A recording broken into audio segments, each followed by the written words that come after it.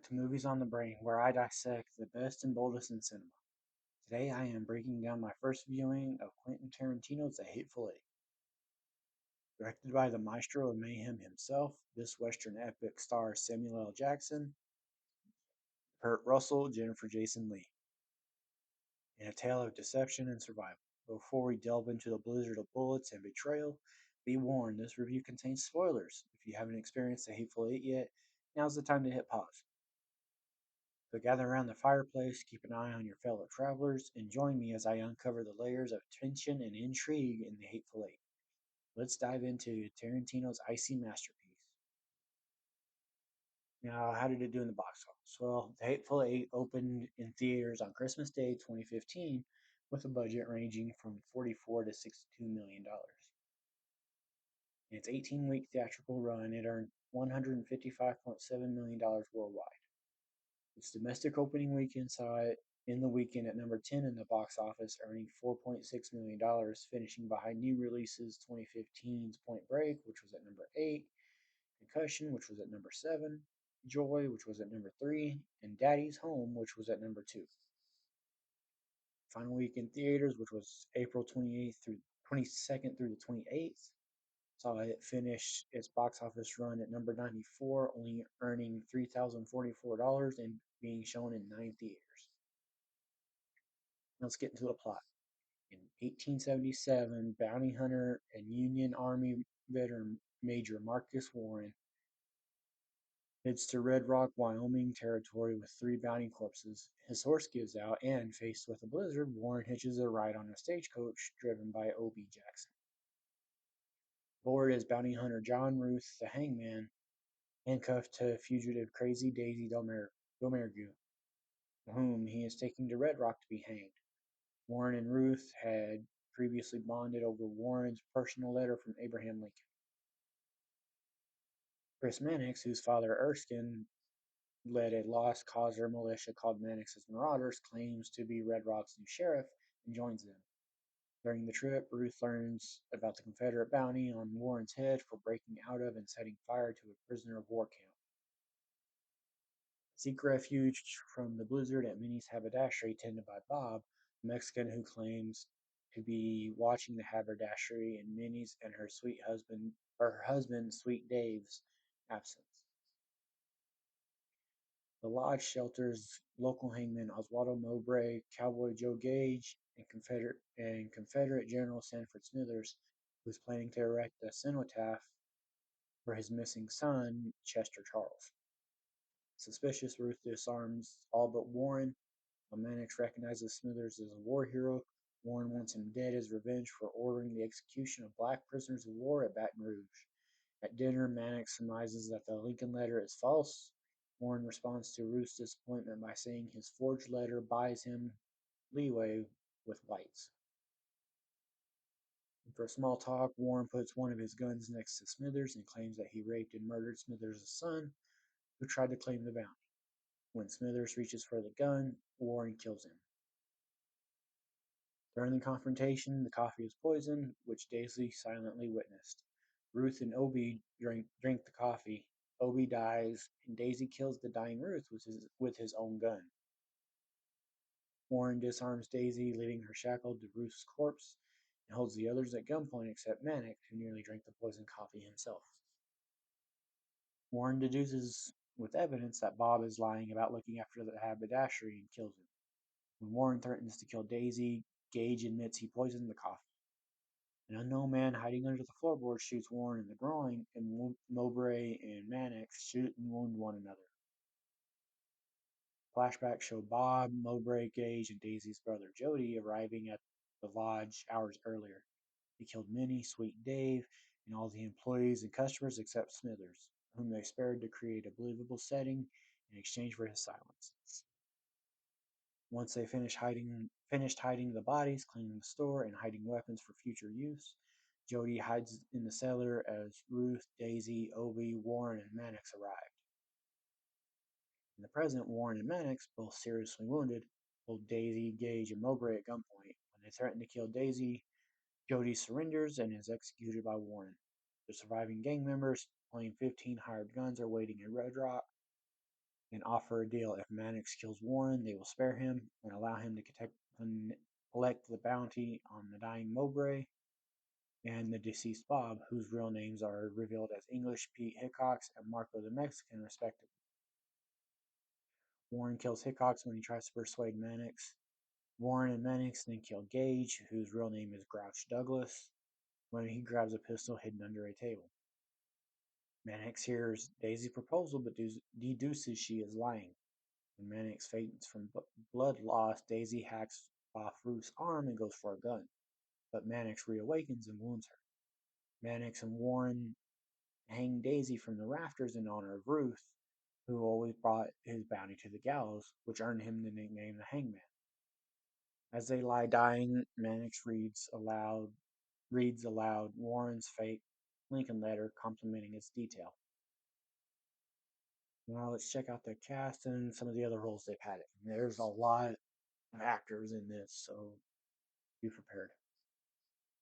Samuel L. Jackson as Major Marcus Warren. Other roles for Samuel L. Jackson include John Ray Arnold in Jurassic Park, Nick Fury in the MCU films and shows, and Officer Frank Tenpenny in the Grand Theft Auto San Andreas video game.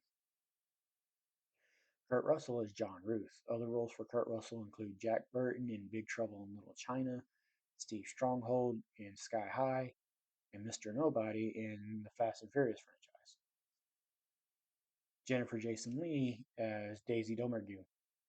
Other roles for Jennifer Jason Leigh include Stacey Hamilton in Fast Times at Ridgemont High, Jill Price Gray in the TV show Weeds, and Lorraine Lyon in the TV show Fargo. Walton Goggins as Chris Mannix. Other roles for Walton Goggins include Billy Crash in Django Unchained, Detective Shane Vendrell in the TV show The Shield, and Aaron Ingram in the Prey video game. Demian Bichir as Senor Bob. Other roles for Demian Bichir include Marcos Mendez in Machete Kills, Sergeant Lope in Alien Covenant, and Detective Marco Ruiz in the TV show The Bridge. Tim Roth as Oswaldo Mowbray. Other roles for Tim Roth include Jeff Platzer in Darkwater, Dr. Cal Lightman in the TV show Lie to Me, and Emil Blonsky / Abomination in the MCU movies and shows. Michael Madsen as Joe Gage. Other roles for Michael Madsen include Vic Vega in Reservoir Dogs, Glenn Greenwood in the Free Willy franchise, and Bud in Kill Bill Volumes 1 and 2. Bruce Dern as Sanford Smithers. Other roles for Bruce Dern include Tom Buchanan in 1974's The Great Gatsby, Admiral Yancey Graham in Down Periscope, and Frank Harlow in the TV show Big Love. James Park as O.B. Jackson. Other roles for James Park include Edgar McGraw in Death Proof, Bart in The House of the Dead 2, and Pokey in Islander. Channing Tatum as Jody Domergue. Other roles for Channing Tatum include Jason Lyle in Coach Carter, Jackson Briggs in Dog, and Greg Jenko in 21 Jump Street and 22 Jump Street. Dana Gourrier as Minnie Mink. Other roles for Dana Gourrier include Cora in Django Unchained, Kathleen in the TV show True Detective, and Rose Chapman in the Detroit Become Human video game. Zoe Bell is Six Horse Judy. Other roles for Zoe Bell include Regina in the TV show Lost, Sabrina in Raised, and Brenda Gray in Freshwater. Gene Jones as Sweet Dave. Other roles for Gene Jones include Pitts Beatty in Killers of the Flower Moon, a gas station proprietor in No Country for Old Men, and Sheriff Bartlett in the Red Dead Revolver video game. Lee Horsley is Ed. Other roles for Lee Horsley include Sheriff Gus in Django Unchained, Prince Talon in The Sword and the Sorcerer, and Diamond Joe Carson in the TV movie Showdown at Area 51. Keith Jefferson is Charlie. Before Keith Jefferson's passing in October of 2023, other roles of his included Andrew Boyer in the TV movie Buffalo Soldiers, Pudgy Ralph in Django Unchained, and Brad Simmons in the Madden NFL 21 video game. Belinda Owino as Gemma. Other roles for Belinda Owino include uncredited roles in 13 Sins as a family wedding guest, the TV show The Line Game as a Santa Monica shopper, and Doonby as a bar patron. Craig Stark as Chester Charles Smithers. Other roles for Craig Stark include Dan in The Tour, Father Ryan in Options, and Sheriff Friedman in 2001 Maniac. I honestly wasn't expecting what I watched, but I really did enjoy it. It was well acted, camera work was really great, and the story was rather interesting. To me, it started off kind of slow. First 15 or so minutes seemed to drag, but then after that, the story picked up and it never slowed down. The twist of Bob, Oswaldo, and Joe all being part of the Gomergu game was really well written and executed. I personally never saw it coming. There was some really good chemistry among the cast, especially between Samuel L. Jackson and Walton Goggins, and Kurt Russell and Jennifer Jason Leigh.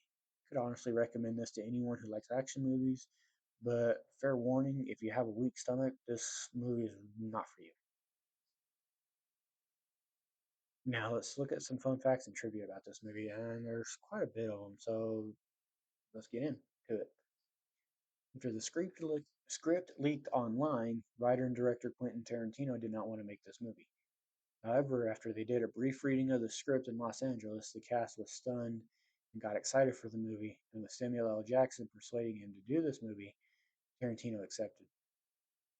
The song sung by Daisy, which was Jim Jones at Botany Bay, was performed by Jennifer Jason Leigh live on set.